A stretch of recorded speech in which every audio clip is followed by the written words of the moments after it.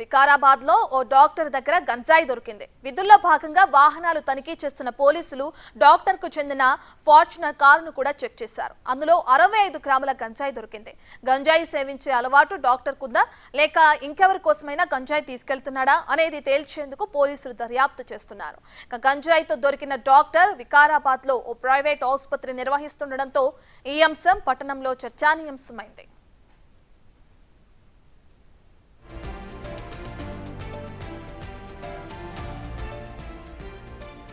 Evening అవర్స్లో రోజు జరిగే విధంగానే రొటీన్గా రోజు చేసినట్టే వెహికల్ చెకింగ్ చేస్తుండగా మాకు ఒక ఫార్చునర్ వెహికల్ కూడా చెక్ చేశాం. ఆ చెక్ చేసిన దాంట్లో ఒక బ్లాక్ కవర్ అయితే ఆ బ్లాక్ కవర్ ఏదని చూశారు మా ఎస్ఐ గారు. చూస్తే దాంట్లో ఒక 2 ప్యాకెట్స్ ఉన్నాయి.